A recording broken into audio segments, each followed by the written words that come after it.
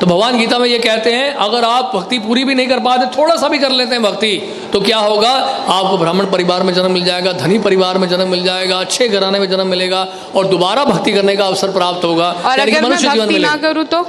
हाँ जी, अगर मैं भक्ति ना करूँ तो मुझे भक्ति ना करो तो कर्म के अनुसार चलना पड़ेगा फिर।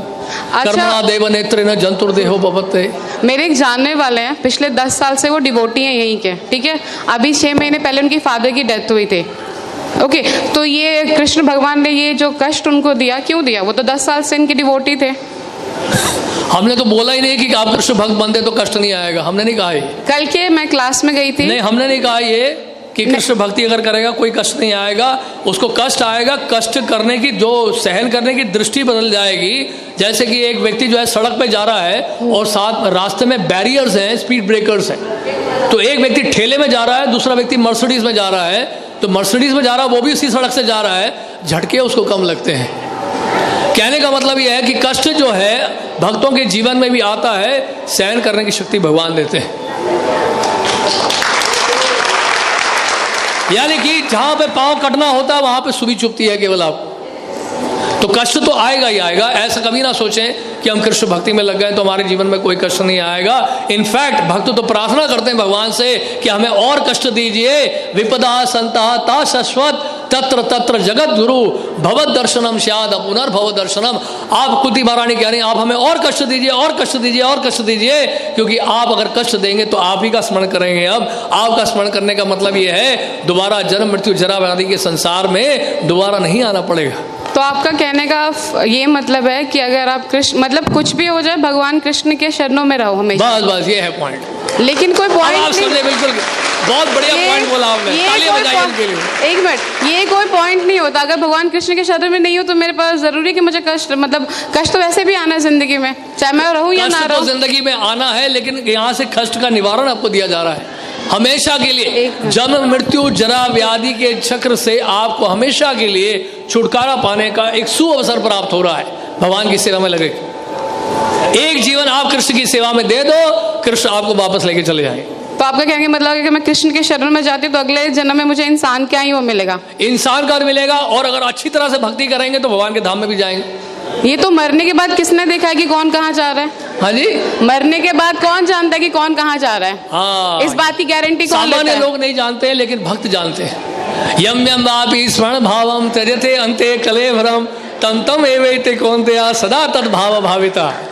अंत काल में जिसका भी आप स्मरण करेंगे उस तरह का शरीर आपको मिलेगा। भगवान गीता में कह रहे हैं। तो आपके भक्त जानते हैं कि मरने के बाद कौन कहाँ जा रहा है, राइट? हाँ 100%। तो मैं उन भक्त से मिलना चाहती हूँ एक बार। जरूर मिलेगा, क्योंकि मुझे भी जानना है कि कैसे उनको पता चल रहा है कि मरने के बाद जा रहे हैं। उसके लिए आपको प्रोसेस अप्लाई करना पड़ेगा। जिस तरह से कोई आईआईटी के बारे में जानना चाहता है तो हम उसको क्या बोलेंगे, आईआईटी में पहले एडमिशन तो ले लो, आईआईटी में जो सिलेबस उसको तो फॉलो कर लो, वहाँ के प्रोसेस को तो फॉलो कर लो, वहाँ के रूल्स एंड रेगुलेशंस को फॉलो कर लो। इट्स अ काइंड ऑफ फोर्समेंट कि आप किसी को फोर्स कर रहे हैं कि जबरदस्ती हम किसी को फोर्स नहीं कर रहे हैं। आपकी इच्छा आप आइए, नहीं इच्छा मत आइए। यथा इच्छसी तथा गुरु भगवान गीता में कहते हैं। भगवान क्या कहते हैं किसी ने सुना तो नहीं है ना?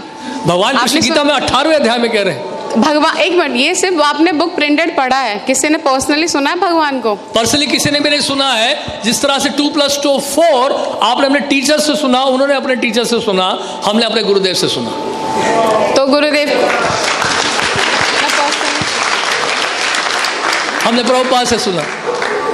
जैसा स्कूल में जाते हैं तो टीचर सिखा रहे हैं 2+2 4। गए थे सुनने कृष्ण भगवान से? अपने टीचर से अभी कभी आपने पूछा है स्कूल में अपने टीचर से what is the proof that 2+2 is 4?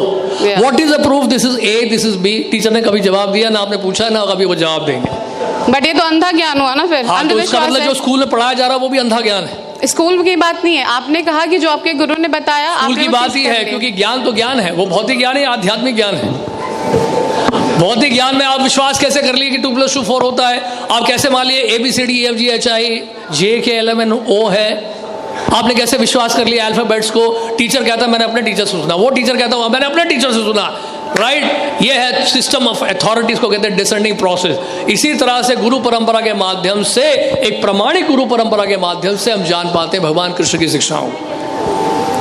सबसे पहले आपको ढूंढना पड़ेगा कौन सी यूनिवर्सिटीज हैं बोनेफाइड हैं, कौन से स्कूल हैं जो रिकॉग्नाइज्ड हैं CBSE के द्वारा।